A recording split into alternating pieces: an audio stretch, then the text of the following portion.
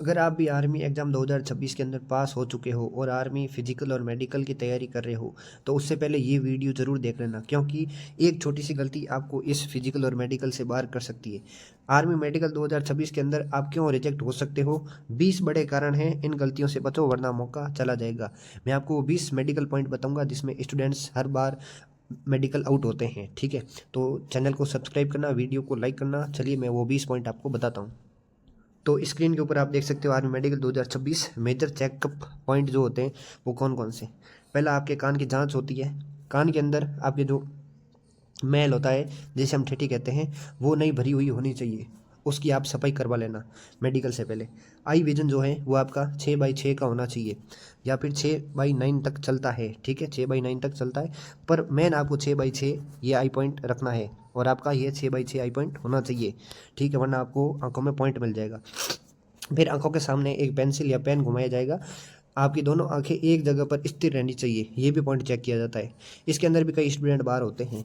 फिर colour vision, जिसे हम वर्णांता कहते हैं, जिसके अंदर आपको लाल और हरे कलर के अंदर मेन डिफरेंस पता करना है। अगर इनमें आप डिफरेंस नहीं कर सकते हो तो फिर जो है आपको इसके अंदर पॉइंट मिल जाएगा कलर विजन के अंदर, ठीक है। फिर है दांतों के अंदर, आपके दांत सही साइज में होने चाहिए, दांतों के अंदर कोई चोट नहीं होनी चाहिए, दांतों के अंदर इंजरी नहीं होनी चाहिए, दांत मजबूत होने चाहिए। उसके दांतों के अंदर भी 15 से 20 पॉइंट देखे जाते हैं, तब जाके दांतों के अंदर आपको क्लियर किया जाता है। फिर है नोज या डीएनएस, आपके नाक की हड्डी जो है वो टूटी हुई नहीं होनी चाहिए, नाक की हड्डी एकदम सीधी होनी चाहिए, टेढ़ी मेढ़ी नहीं होनी चाहिए, और कोई इंजरी नहीं होनी चाहिए नाक की हड्डी के अंदर, ये मेन नोज में चेक किया जाता है। फिर है मुंह, मुंह के अंदर साफ सफाई होनी चाहिए, मुंह के अंदर दांत आपके ठीक होने चाहिए, उनकी साइज और लेवल ठीक होना चाहिए, एक के ऊपर एक दांत नहीं चढ़ा होना चाहिए, ये सब चेक किया जाता है, ठीक है।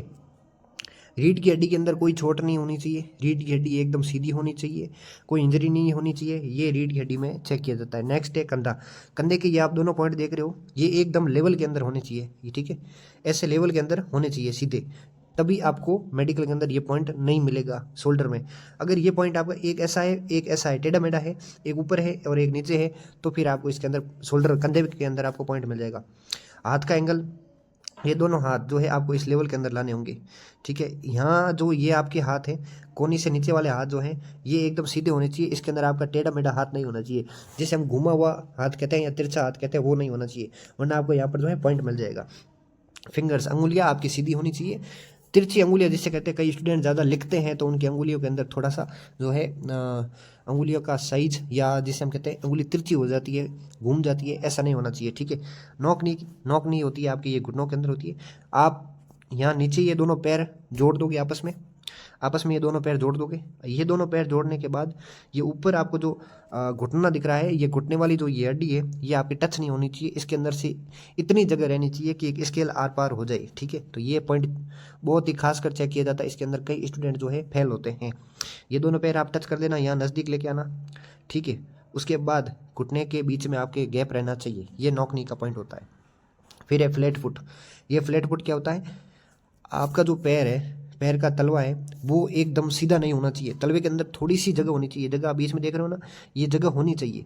अगर आपका फ्लैट फुट है, पैरों के मतलब तलवे के बीच में जगह नहीं है, वो एकदम फ्लैट है, ठीक है, तो वहाँ पर आपको पॉइंट मिल जाएगा। फिर आपका वेरिकोसील्स, जिसे हम वेंस नसों की जांच कहते हैं, ये आप देख रहे हो घुटने के नीचे बैक साइड में आपके जो नसें होती है, वो नसें साफ साफ नहीं दिखनी चाहिए, यानी नस दिखनी ही नहीं चाहिए, वरना क्या होता है, जिसके वेरिकोसिल की ये प्रॉब्लम होती है उसके क्या होता है, ये नसें ऐसे ऐसे दिखती है, ठीक है, नसों का गुच्छा पीछे ऐसे दिख जाता है यहाँ पर।